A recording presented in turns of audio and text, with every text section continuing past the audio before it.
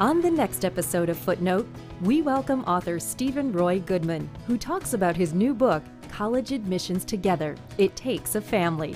Through his new book, he shows parents, counselors, and teachers how to help students make wise college choices together, looking at the process not as an ordeal, but as an opportunity to bond as a family. I think kids excel and adults excel when they do what they like to do. It's all coming up on the next episode of Footnote.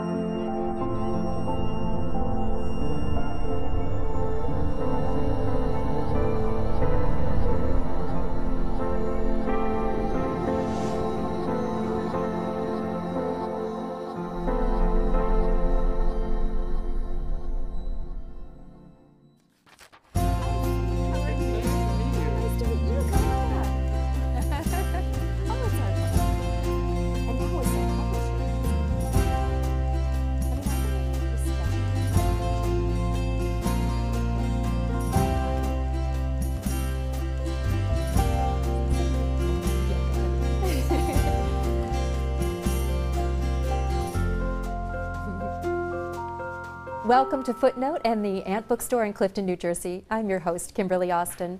Author Stephen Roy Goodman joins us today to talk about his book, College Admissions Together, It Takes a Family.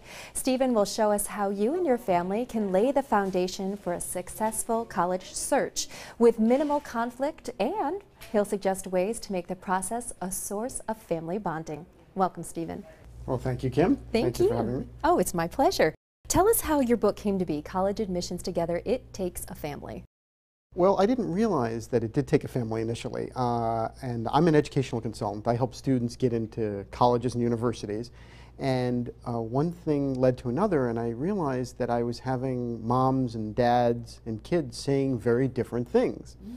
And so one day I met a psychologist, my co-author, who later became my co-author, and we decided to look at this not from the perspective of just admissions, but from the perspective of psychology and admissions. So what was the importance then of making that final decision and deciding that it did really take this family? Well, I guess the thing that really cemented this was a mom who one day came in to see me and insisted on paying in cash. And I thought that was kind of funny, and she explained that she was paying in cash because she didn't want her husband to know that she was coming in to see me, and she proceeded to say, now this is what I want to tell you what we want as a family. And so it became obvious that it wasn't just what the son or daughter wanted, or the dad wanted, or the mom wanted, or the grandma wanted, or the aunt or uncle wanted, but that there are many different ways of looking at this, and that's when we started delving into this book. And speaking of your son or daughter, let's face it, most teenagers really don't know what they want, or their decisions constantly in flux. How do you even begin to start to find common ground? Well, the way I like to find common ground is through interests. So what are you interested in? What do you like to do? How do you like to think? What sorts of activities do you like to engage in? What's fun for you? And I get a little bit of grief for this in the admissions world because a lot of people say, oh, well, that's just such simple advice, you know, enjoy what you like to do. Well, and do what you like to do. But it's true because people do better when they enjoy what they're doing. Right. And it's true for people who are 40 and 50 and 60, and it's true for people who are 10 and 20 and 25 as well. And then from the parental perspective, how do you start to relay your own experiences to your teen without getting them to tune out too quickly? Well, the way I like to do that is to ask teenagers what they want. Okay. And not assume that just because something was interesting to you means that it's interesting to them. And there's nothing wrong with asking your kids, what do you enjoy doing? And then helping them to facilitate what those things are. And something that goes hand in hand with that then is, as you say in the book, you really need to recognize your parenting style to communicate even more effectively. Give us an example of how you do that. Well, different parents are willing to share different amounts of information with kids. And certain families think it's crazy to share information about finances. Other families think that it's appropriate to do that. Other families, on the other hand, share all of that with their kids easily. And once you make that conscious decision and see what your style is, how big of a difference does it make? Well, it makes a lot of difference because, remember, just because your style is your style doesn't mean your spouse has the same style. Right. And it also doesn't necessarily mean that your child has the same style. Steve, we're going to leave it right there for a moment. We'll be right back and we'll talk more about how to minimize conflicts as you go through this process. Stay with us.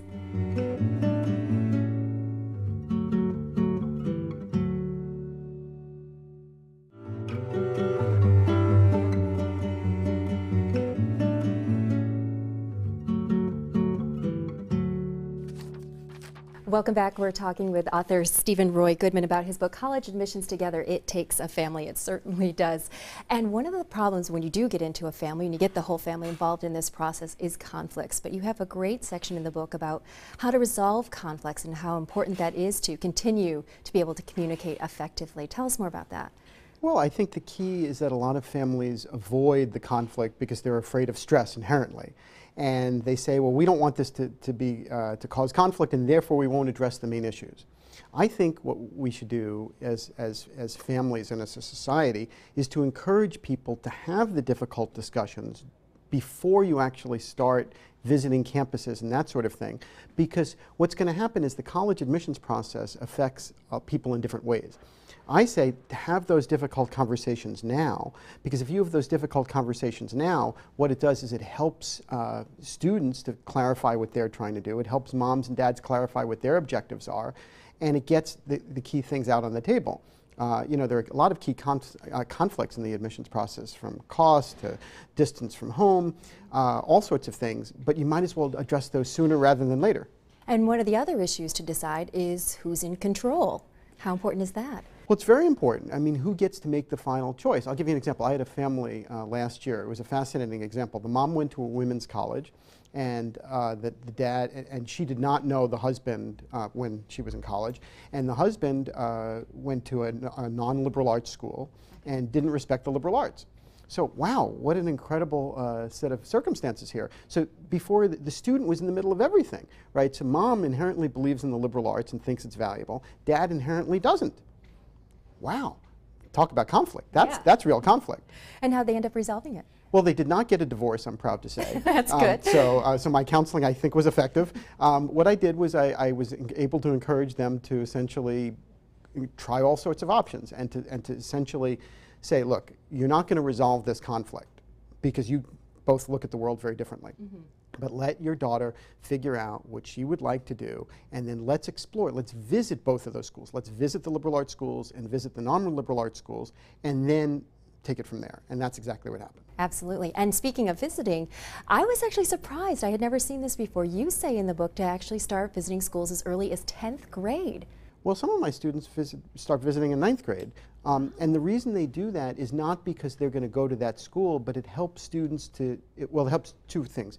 It helps non-motivated students to see what's at the end of the rainbow. Mm-hmm. So if I get these grades, I can have this college or this college or this college. Right. And so sometimes it's helpful to take a student who's not that motivated and show them the different options that if you go down path A, B, or C. For other students, it's helpful to make sure that they are seeing the different types of schools. And it actually probably also helps the student's personal investment, as you're saying, in the college search. So as a kid becomes more invested, can you be a bit more hands-off about certain decisions? Yes. I mean, generally speaking, this is the student's admissions process. But of course, there are some parents who say, well, Johnny or Sally keeps procrastinating, that's why I'm getting involved. Sometimes that's true and sometimes it's not, but basically this is the student's process. The student's going to have to go to school, the student's going to have to study, the student's going to have to do these things that a student does. And so there is a transition, mm-hmm. right? There's a transition from being a high school student to a college student. And you also have another great tip in the book that you should couch your decisions as options. How important is that? Well, I think that's very important because what that does is it enables kids to, one, feel invested, but also make choices. So for instance, instead of saying stay home and make sure you study for your math test, instead if you say, well, I'm not opposed to you going to the movie with your 3 best friends, but what are the consequences of that? If you go to see the movie, here's what you're going to get. If you study for your math test, this is what you're going to get. And then bring the student to the water to let the student decide. Aha, so if you're letting them decide things, it's usually a better decision is made as well. Well, wouldn't you like it if you got to make the decision that you want rather than someone else telling you that decision. I usually do. An adult likes that, kids like that too. Fair enough. And we'll be right back as we talk about peer pressure and how social media has changed the admission process. We'll be right back.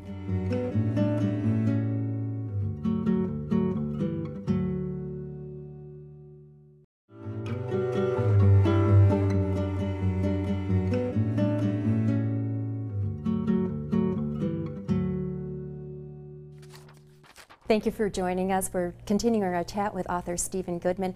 Stephen, peer pressure is not only for teens, it's also parental.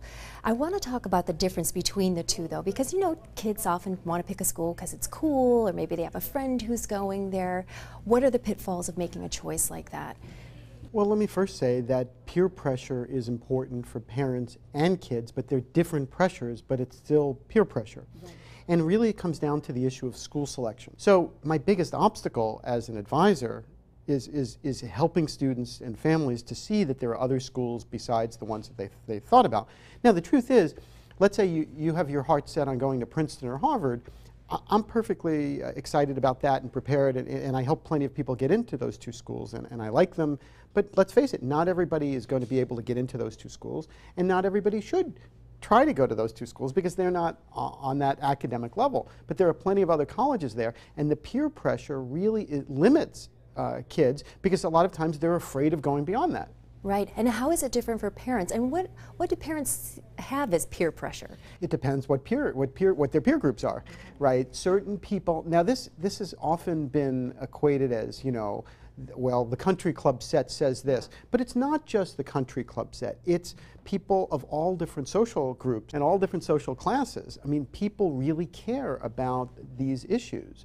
And so for instance, a school may be too wealthy for some people. Like some parents may feel uncomfortable on campus at that particular school. Mm-hmm. Or what they may feel is they may feel, well, the kids are too much of the riffraff.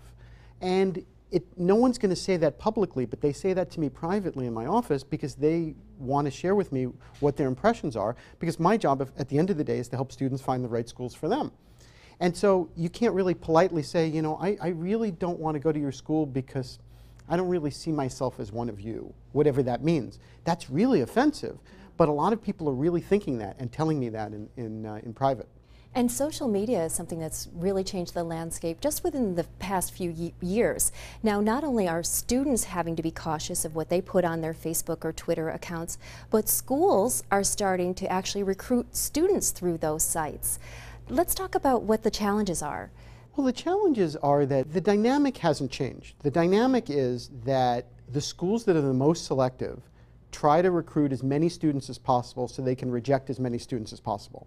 Because the more selective they are, the more desirable they are in the marketplace. It's a little bit like dating, right? So the more hard to get one is, the more desirable one is, at least in the high school dating marketplace. And the same thing is true in colleges.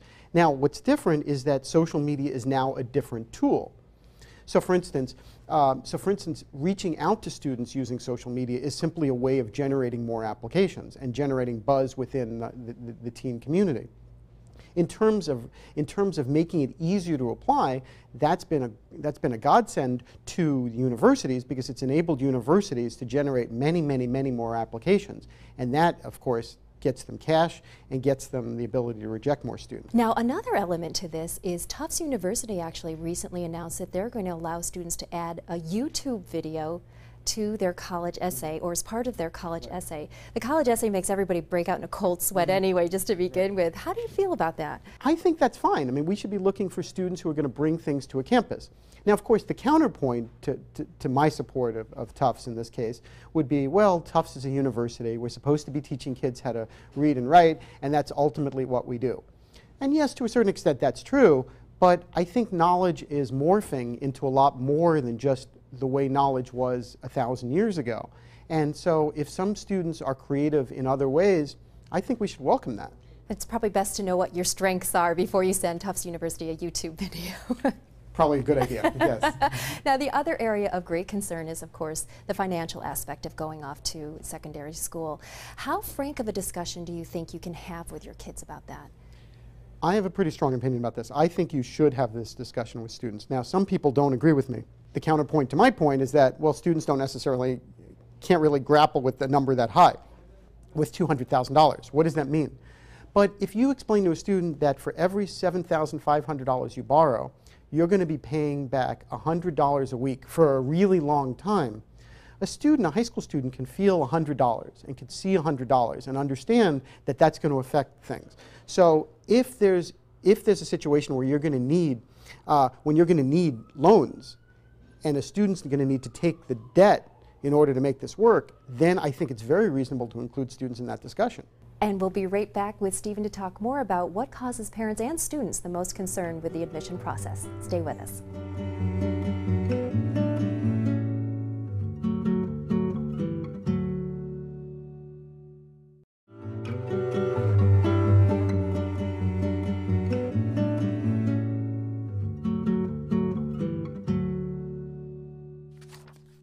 Welcome back as we continue our chat with author Stephen Roy Goodman. Steve, what are some of the areas of the admission process that cause the parents the most concern? Well, I would say either cost or distance from home. Oh, okay. And in the issue of cost, that's pretty obvious. I mean, a lot of families are very stressed about how much this is going to cost, yeah. And especially if they're going to have to finance this with debt. The second issue that a lot of people don't talk about, but that really mean a lot to a lot of families, is how cohesive is the family, and how is the family going to stay together after our son or daughter leaves to go to college. I guess the other thing that causes a lot of stress in the in the admissions process is the issue of the prestige of the school. Oh. How much prestige is driving this. And a lot of people don't want to discuss that. So sometimes families are disappointed, but they don't want to say that they're disappointed, or they feel badly that they are disappointed that, my son or daughter was a straight A student in 6th and 7th grade, and then somehow got involved in a bunch of things in 9th and 10th grade, and now all of a sudden simply isn't a candidate for Columbia or Duke or the University of Chicago, and deep down the parents are disappointed. But how do you resolve that, and how do you deal with that? Right. Is there any danger in using words like safety school? I tend not to use that word because it's a little insulting to both the school and the student. You have to be really careful about your language here, because students are hypersensitive generally. Teenage students are hypersensitive, and teenage students going through the admissions process are hypersensitive. So it's really important to be careful about your language. But now, of course, you might say, well, but I thought you said before, to make sure you should share as much information as possible. You should share as much information as possible, but there's a polite way to share information and an impolite way to share information. Now, speaking of information, there is a lot of new information that parents may not be aware of that you talk about in the book, a lot of new admission processes. Could you tell us about some of those? Well, I guess the biggest change in admissions in the last couple of years is the subdivision of the parts of the applicant pool. So, for instance, there are now in a lot of schools, there are now 2 rounds of early decision. There is an early action. Some schools do early notification. And the admissions process has been pushed forward considerably. So basically what happens is that we have a situation when a lot of students now really need to start doing a lot of their applications even before they come back for their senior year. Because a lot of schools, and I forgot to mention rolling, there's now a rolling admissions process and a modified rolling admissions process. So that's been the biggest difference. The other difference is that we have a much larger percentage of students from around the world at American schools than we did. And that has made it far more competitive for American students to be admitted to the most selective schools. I welcome the students from around the world. I think that's been a great benefit to our campuses around the United States. But it hasn't been free, because that means that it's a zero-sum game, so we don't have as many spots for kids from New York, from Connecticut, and from Massachusetts. And through this process, there can be this underlying fear of failure for both teens and parents. Let's talk about them separately. Let's start with teens first. How do they feel about that? Well, teens don't just feel it, some teens do it. I mean, teens will often not try super duper hard because they know they can't be the best in their class, so therefore they'll use the fear of failure as an excuse to not do the best they can. So that's how kids relate to that. Parents respond a little bit differently. Parents are just fearful of their kids not necessarily having what they're going to need to go forward in the world. Ultimately, what drives a lot of parents in this process is the fear of their student not being equipped to handle the future. Now, I don't necessarily think that everybody has to go to a university to succeed in the future. That's simply not true. It gives you a leg up, and it gives you a great leg up to go to the right school, because if you go to the right school, you go to the school that's giving you the tools to discover who you are and to then leapfrog from there. So that's where I think the strength is. But a lot of people look at, and especially parents, look at this from the perspective of they're afraid that that's not going to happen. Where I like to encourage people to do it the other way. Let's be excited about it when it happens, and let's use the admissions process as a way of saying, wow, this is really exciting. You know, I'm going to find the school that's going to help me, that's going to help me in my career and help me figure out where I want to go with my life. If you could sum everything up for the listeners and our viewers, what's the one thing you would like readers to take away from the book? The one thing I would encourage families to do is to give students the freedom to do what they like to do. I think kids excel and adults excel when they do what they like to do. And families can either hinder that process, do nothing, or enhance that process considerably. If you're a mom or dad watching this, encourage your students to do what they like to do. Give them the tools to do that. Give them the freedom to do that, and then give them the educational resources so that they can excel and they can go forward into the world and enjoy, and who knows what their contributions will be. But your job as a mom or a dad, I think, is to help them do that. And if you're doing that, that's great. Right. Who doesn't want their kid to excel? Thank you, Stephen. It was a pleasure. Well, thank you, Kim. The college admission process can be demanding and filled with anxiety, and the process may test you and your family's relationships along the way. But Stephen says when you encourage each member of the family to be a resource for one another and to view the quest as a source of strength, you'll cement the bonds of your family for years to come. Thank you for being with us today. Please join us again next time on Footnote.